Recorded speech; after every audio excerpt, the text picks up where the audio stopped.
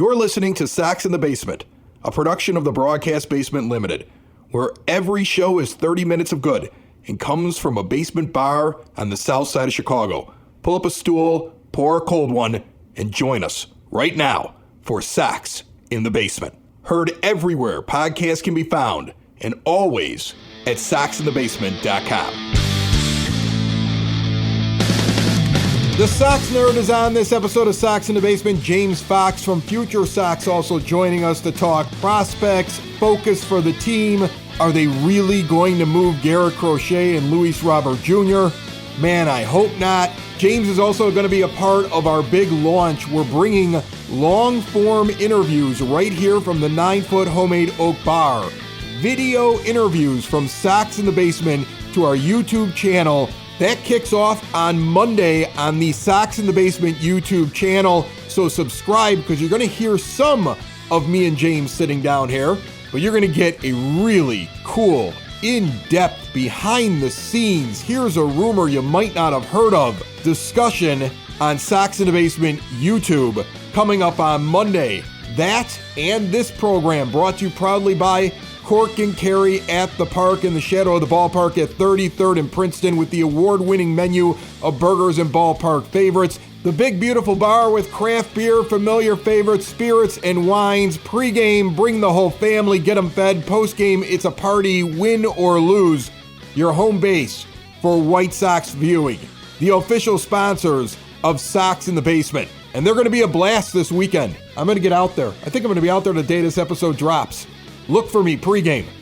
I watched the last couple days with the Sox and the Cubs, and I watched it from a perspective of, nice to see some guys getting hits. Nice to see Andrew Vaughn 4 for 8 and on base 5 out of 9 times, right?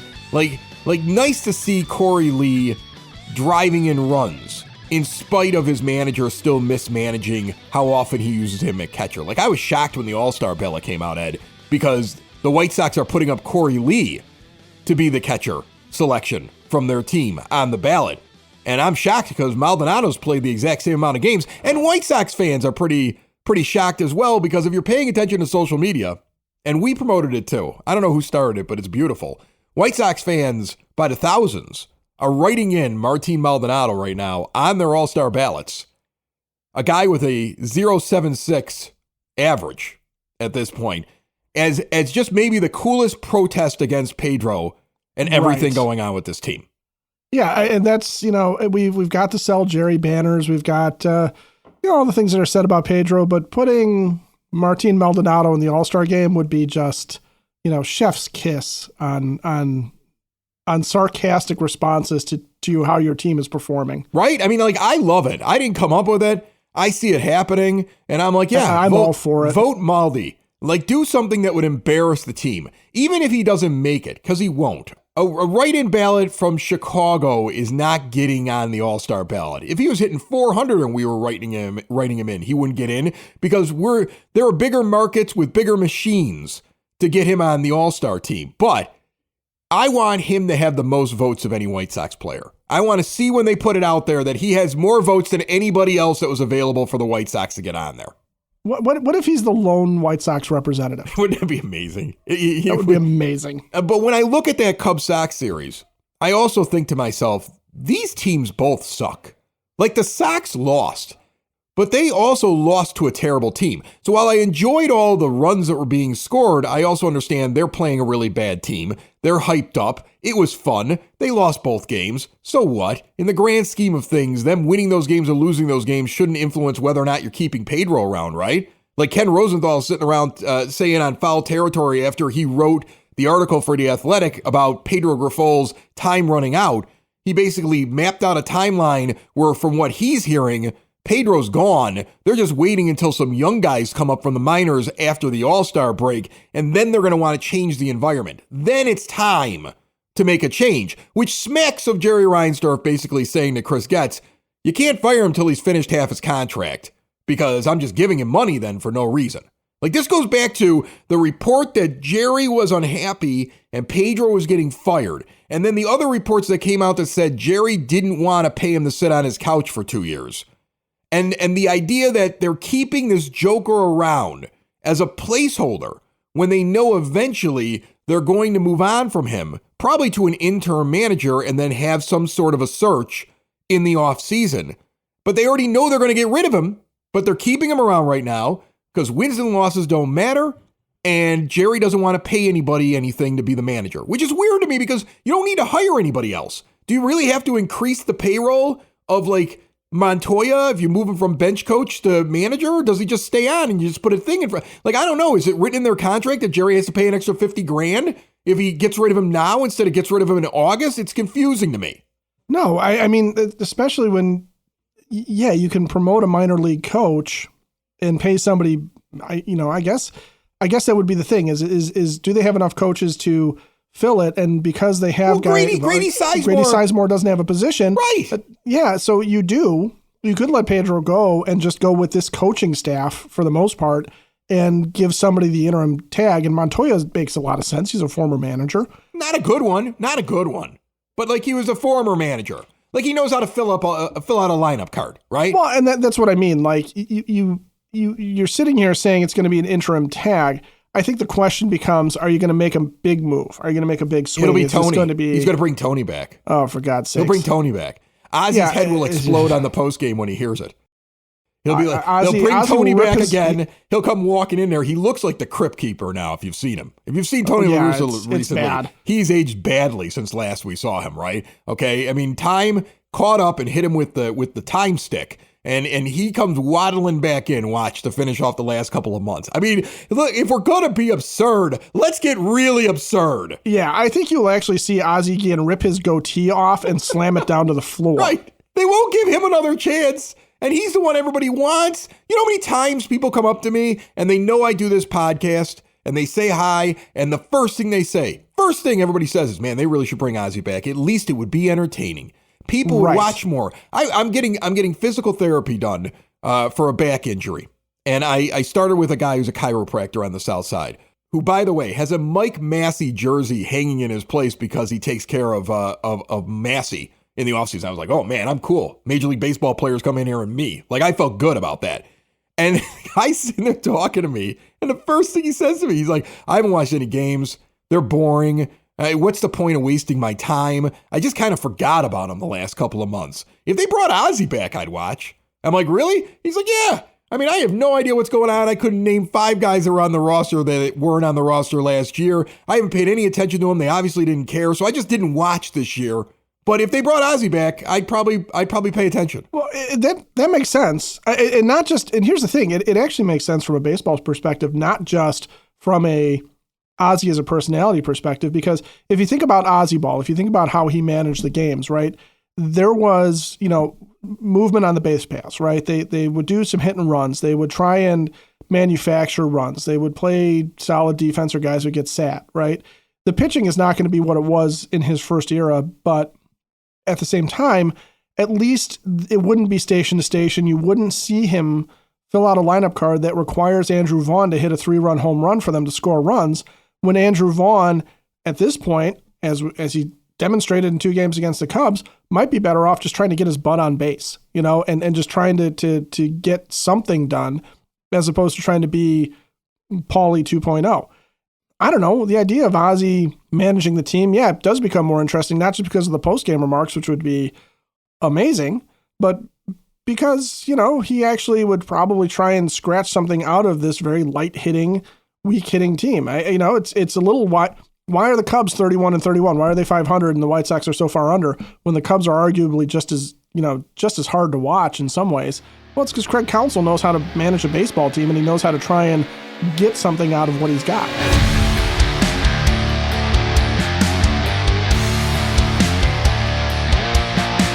Sitting down here at the 9-foot homemade oak bar, I have James Fox from FutureSox as we kick off a new thing on Sox in the Basement, which is going to be more video, expanded interviews on our YouTube channel. A lot of this is because FutureSox has far more subscribers than I do on YouTube, and I have to catch up. How are you, James? I'm good, sir. It's because prospect content. People love the future. That's all we have. Yeah, and not only did I drive up here today, I look like Hulk Hogan. So, I love it. It is what it is. I love it. I should have warned you because, that camera has a yellow and white sign, and you're wearing yellow. Yeah, so I would imagine the finished product, you're going to be a little yellow. Yeah, well, my wife wasn't up to like dress me, so like when I got up, so. All right, before we get into it, those listening on the regular Sox in the Basement podcast feed, you're going to hear 10 minutes of a full 30-minute session with me and James talking White Sox, talking prospects, talking about the front office. We got a lot of topics we're going to get into. Things that he hears.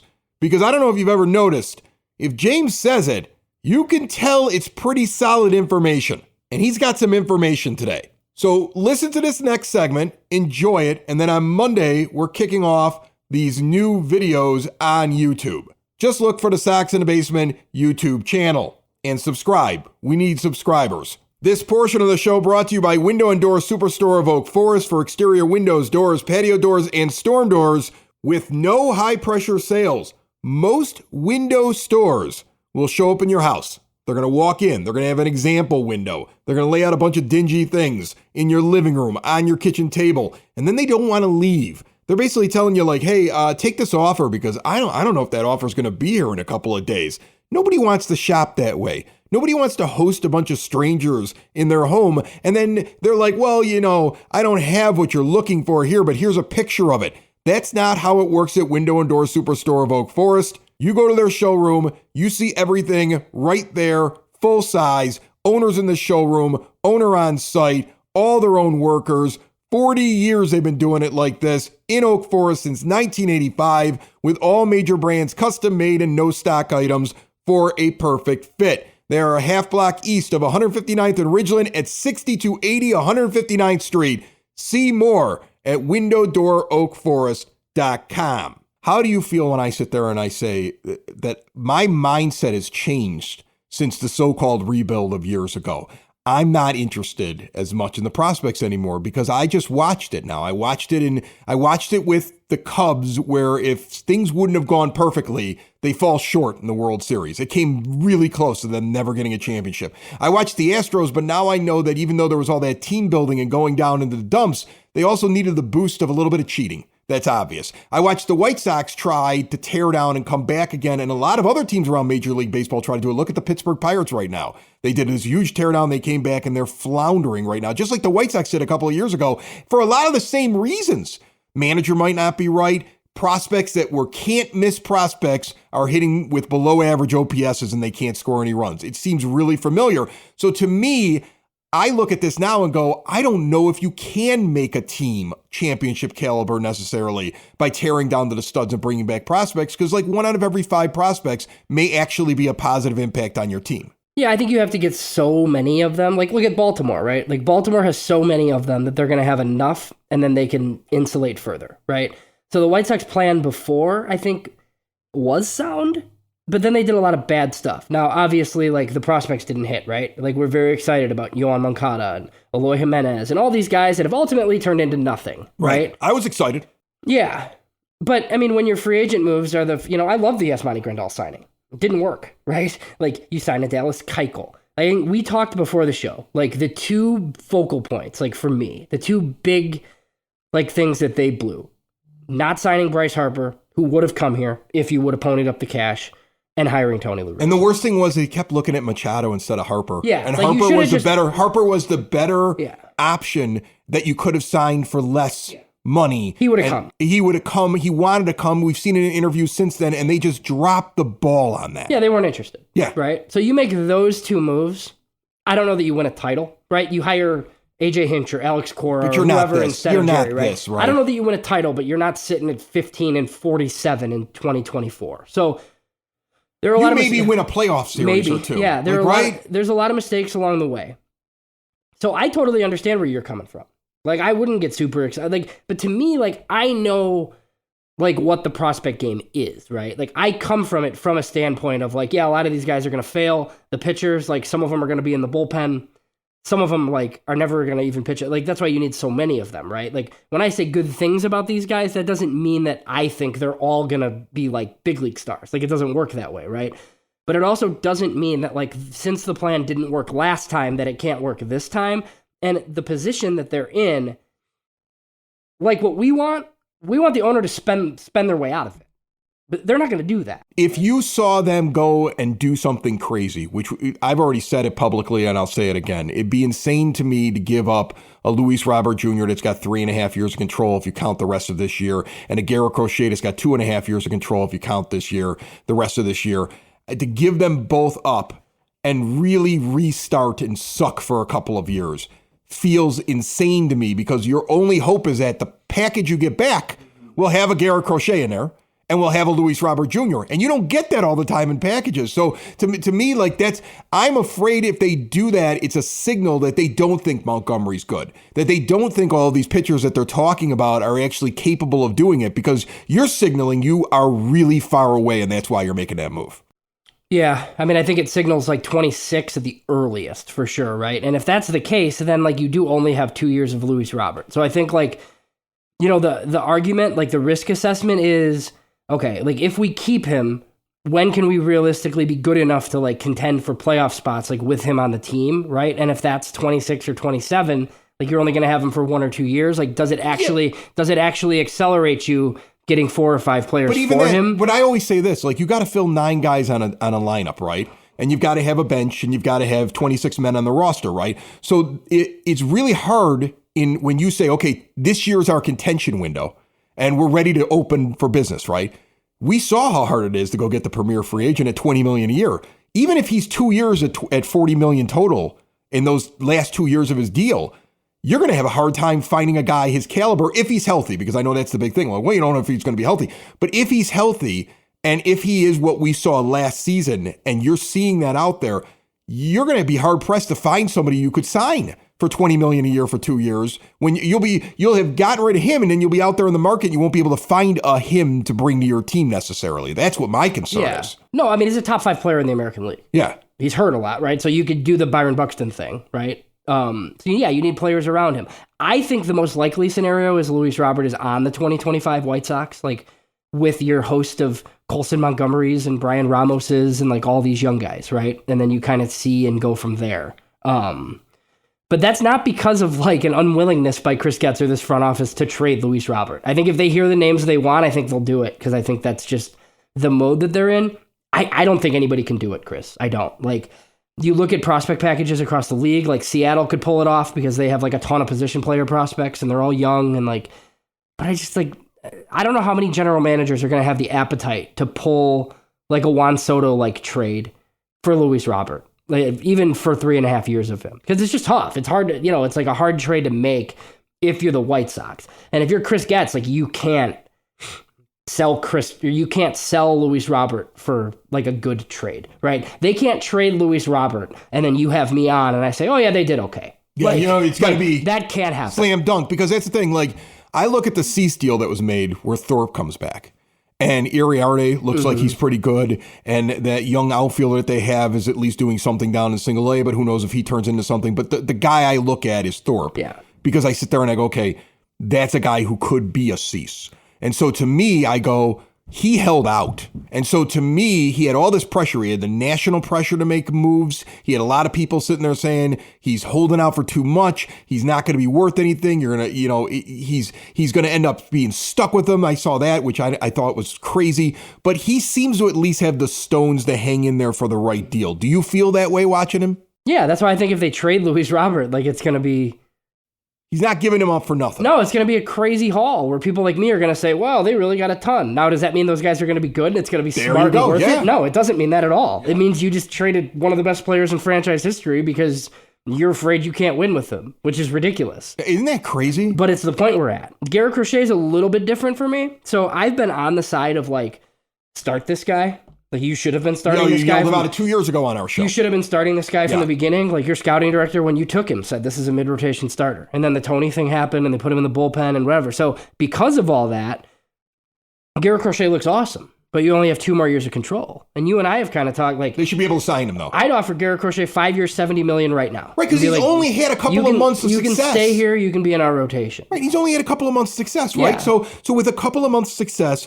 And he doesn't have like Boris as his agent yet. No. I mean, like, so he should be a guy that you can go to and say, look, we're going to give you some security. You're a starter. We're very proud of you. We're sorry about the fact it took so long to get here. That wasn't me. Guests can be like, and we're going to give you this and we're going to make you secure and you'll still be young enough. And if you continue to get better, you're going to get a huge bag the next time you get out there. And here is a really good offer for a guy that really has only done it for a couple of months. Like, I'd be trying to extend him right now. And I've heard some skepticism from some that are like, you know, like, oh, well, what if the White Sox don't think he can start long term or like this or that? And my thing is like, why would you, like, how have you watched this season and now you've come to the conclusion that this guy can't start, right? Now, I do think there's a point where he's going to hit a wall, like innings wise, where it's like, okay, like maybe he's there's done. no way he's getting through the year. He barely pitched last year. Like maybe he's done for the year because of innings, right? But he's definitely good enough to start. There's no reason why this guy should be like a bullpen pitcher. Yeah, no. And the fact that like AJ Preller is crazy and like is the guy that like wants him right now, like is telling for me, right? Like AJ Preller does this stuff all the time. The Padres don't have the system anymore for it, which is a little bit crazy because the Sox, like in these trades, they have to get position players.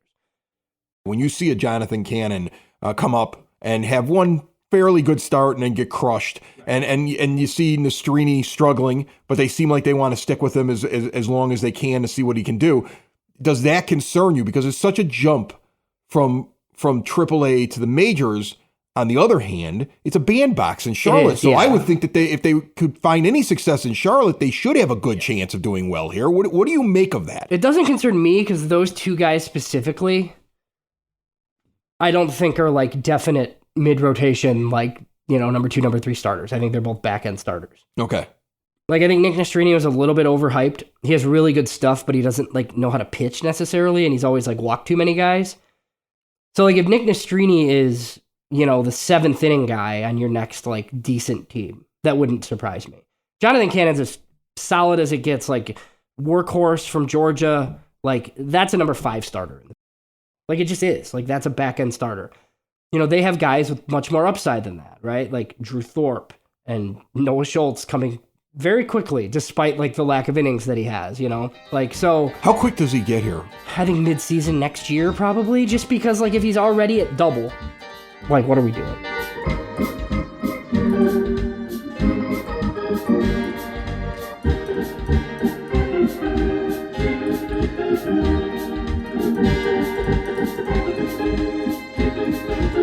Sox fans, here's the deal. When you combine State Farm home and auto insurance, you save an average of $889. State Farm agent John Harrell is ready to help you combine home and auto and save in Chicagoland. Call him today. 708-481-4500. Like a good neighbor, State Farm is there. Average annual per household savings based upon a 2019 national survey by State Farm of new policyholders who reported savings by switching to State Farm. That interview to be expanded and in full living color in 4K on the Sox in the Basement YouTube channel when our long-form 30-minute interviews down here at the 9-foot homemade oak bar launch on Monday. Go subscribe. Don't miss it. Sox Nerd is going to finish out the show for us. Before we get to him, I want to take a look at the White Sox roster and the Cubs roster because both of those teams are terrible. And it hit me watching the Cubs play the White Sox and then looking at their roster, thinking to myself, what if I were to consolidate both of these teams into one? Do a little Major League Baseball contraction. Could I make a team with both of these teams? And what I found right away was there's still holes. Clearly, Corey Lee is the best catcher in Chicago. Clearly. Okay. Not a question. Miguel Amaya is hitting 190. We all know what Maldonado's hitting. I mean, Yan Gomes is hitting 148. Corey Lee's the best catcher in Chicago. So he's my catcher. Pedro would only play him half the time, so Pedro's not my manager. I'm not taking him. No, I have a feeling Craig Counsell would give Corey Lee a lot of run there. Craig Counsell would be my manager. We'll make that really clear. And Corey Lee would be his catcher. I know that. They would have a hard time figuring out which of the other catchers sucked the least. So it would be Corey Lee. So first base is interesting because I look at Michael Busch, who I remember being more of a second baseman, third baseman type guy, and they're using him at first base. And I didn't realize that until I looked at the roster. Well, he was listed as an infielder, but he was always a little bit of Dr. Strangeglove at the hot corner and at second base. And that was one of the reasons why teams shied away from trading from him for the Dodgers, is that he kind of becomes a guy without a true position because... Yeah. And that's the problem. So you have him and you have Gavin Sheets, and both of them basically have the same average, 236 and 238. Sheets has a 745 OPS, and Bush has a 769. Both of them are well above Andrew Vaughn. So I at this point, I'd be like, well, we need bench players, so take them both. I'm not taking Vaughn. I'm taking the both of those guys for now. Nico Horner has to be my second baseman. Like at this point, I'm taking him because he's at least, he gives more pop, and not even that much more pop than Nicky Lopez, but at least his OPS is hovering around 700. Like he's at league average. At least I get a league average offensive output, and he seems to be a pretty good fielder. I am really excited about Lenin Sosa, though, and the way he's playing. So I think I'm putting him on my bench in case he can break into this lineup. All right, but that's where I'm looking. At shortstop, I got to give DeYoung, because DeYoung has just been outplaying Dansby Swanson. And I know Dansby long-term may be the better player, but if I'm putting them together right now, DeYoung. So it's kind of funny. Like I'm mixing these guys pretty evenly, and there may be a little bit more from the White Sox, which is incredible when you think about it at this point, because the Sox are so bad record-wise, and the Cubs are better record-wise, right? Like maybe the manager makes a difference. Because I look at third base, and Christopher Morel sucks.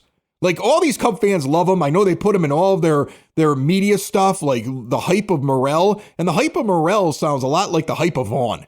Like, I don't see anything in this guy. He's hitting 203. It's all homers. He and Patrick Wisdom are the same guy on the north side. They are low average. Right.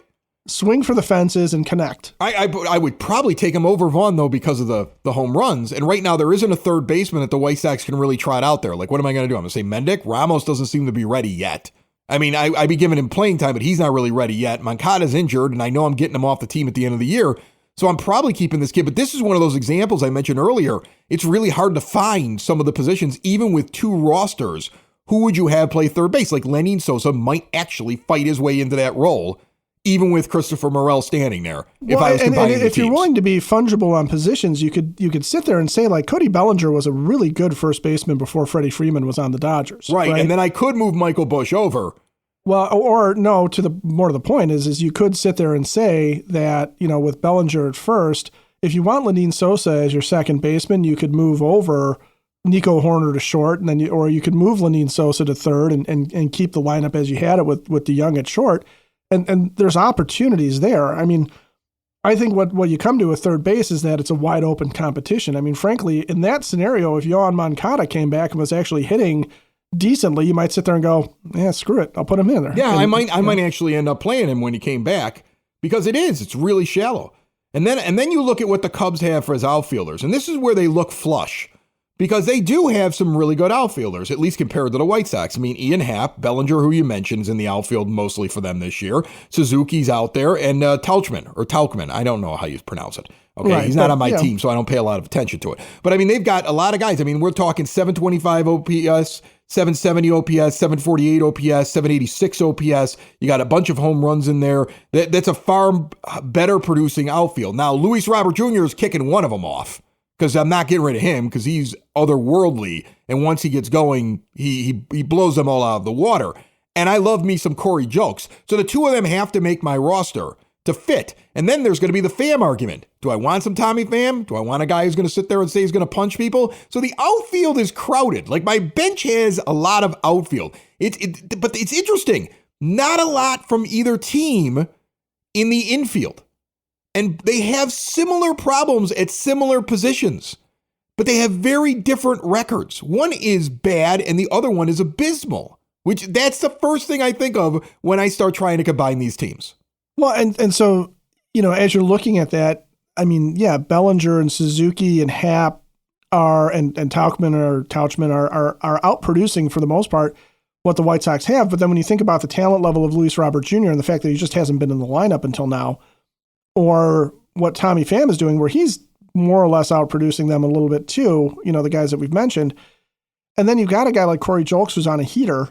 You can sit there and kind of say that there is some level of, you could almost just take a White Sox outfield out of that, right? And you could go Pham, Jolks, and Robert just based on talent and hotness right now. Like the Sox outfield actually looks really good right now without Benintendi out there. And if you start putting Sheets in a DH role or first base, it becomes really good. The one thing that would not be hard is finding the starting rotation. In fact, I think I could create between both baseball teams an incredible starting rotation. I could take Assad and Imanaga and Steele from the Cubs, and I could add Crochet and Fetty from the White Sox. And here are just the whips of those 5 pitchers.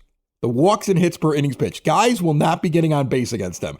I got a 1.18, a 1.04, a 1.20, a 1.18, another 1.18, and a 0.933. That's starting pitching staff.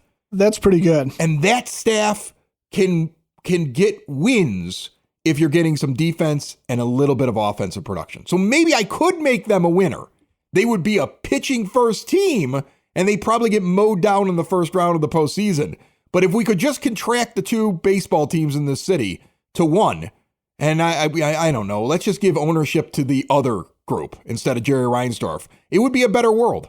Oh, I would take the Cubs ownership group over Jerry in a heartbeat. I'm keeping the White right Sox now. uniform, though. All right? I'm sorry. Oh, it's cooler. Yeah.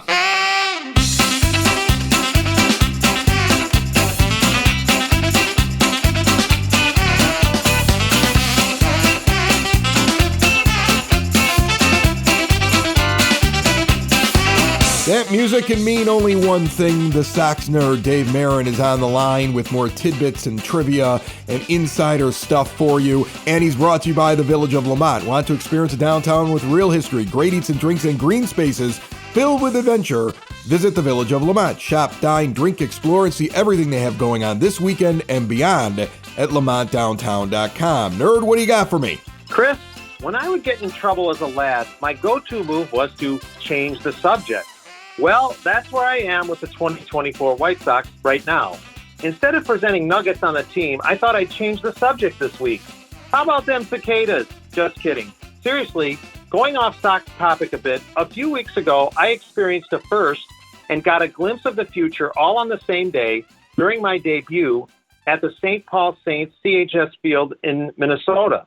This was the first time I watched a game with the ball strike challenge rule. It was seamless and surprisingly non-controversial, so much so that the game ended with a successful pitcher's challenge for strike 3, and it all seemed so normal. This was the last of 10 or so ball strike challenges during the Saints' AAA Pacific Coast League clash with the Louisville Bats. Interestingly, all but one of the challenges were initiated by the batter with a tap to the top of a helmet. The plate umpire then announced the challenge, and a replay of the pitch via Gamecast was displayed on the center field scoreboard. Ball or strike was flashed at the end of the cast, and that was the decision. The whole process confirmed how accurate umpires can be.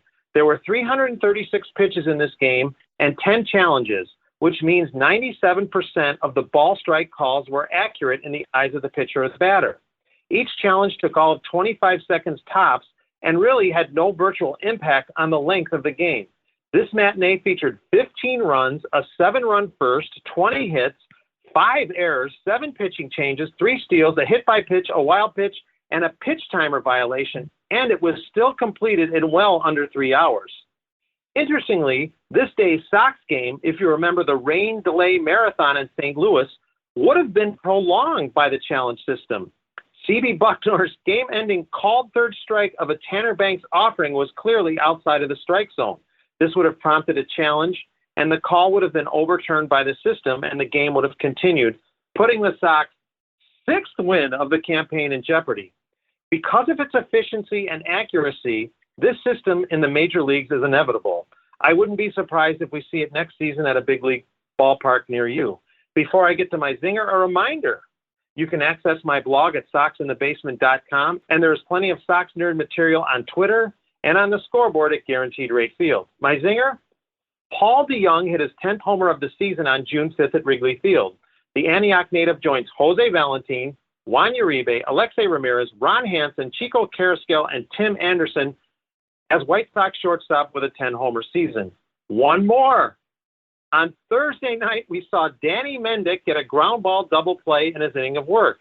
He is not the first White Sox position player to do this. Dwayne Wise in 2012 and Wayne Nordhagen in 1979 also got double play balls during their mop-up stints on the mound. That's it, Chris. More than you wanted to know about robots, umpires, St. Paul, Minnesota, Paul DeYoung, and position players getting GIDP. That's the Sox Nerd. This is Sox in the Basement. Subscribe to the podcast. Subscribe to the YouTube feed. Get all your options at soxinthebasement.com. Sox in the basement.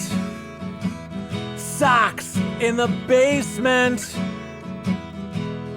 Sox in the basement. Sox in the Basement. Heard everywhere podcasts can be found, and always on soxinthebasement.com.